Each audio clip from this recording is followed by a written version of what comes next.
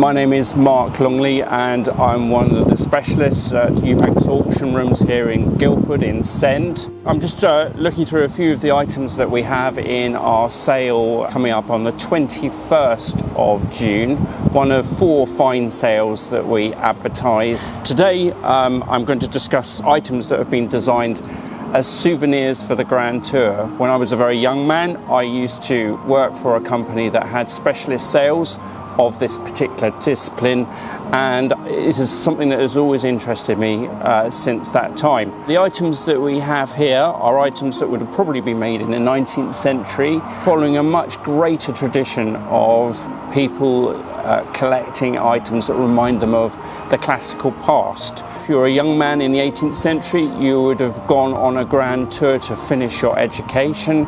You would have probably gone to some of the great sites of antiquity and possibly commissioned items to be made for your country house, usually copies, although there are odd occasions when people actually bought original Roman and Greek sculptures to return to their country houses in the UK, or England as it was referred to. We're very, very lucky in this area, and there are a number of country houses, including Hatchlands Park, which is just down the road.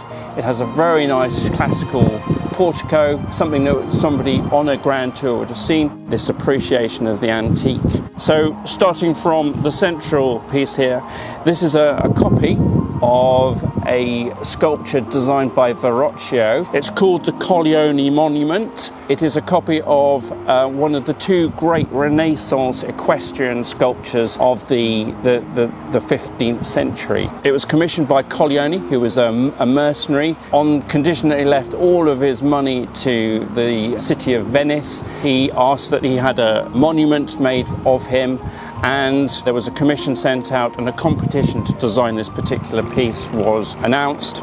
Verrocchio won that competition, and this piece was cast in bronze. It still is in the Piazza of St. Paul in Venice, and someone would have seen this and created a much smaller version that would have gone on probably something like a clock garniture. I would imagine there would have been another equestrian work by a man called Donatello, which would have acted as a pair to this. These 2 gentlemen here are the part of the Medici family. Michaelangelo was commissioned to design a scheme for the chapel of the Medicis in Florence, and it was a vast scheme. Unfortunately, due to the constraints of time and money, it was very much reduced, but these 2 sculptures by Michaelangelo were ones that did survive the cutting room floor when it came to the design. They were executed in marble.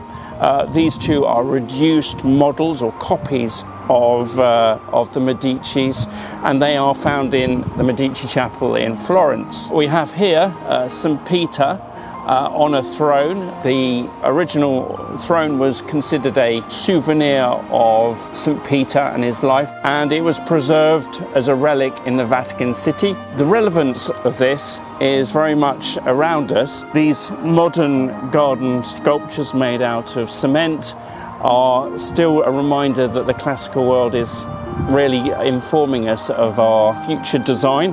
This chap, of course, is David. And beside me we have this lady here in cement, the Medici Venus. All of these things are on our current website and will be sold on the 21st of June.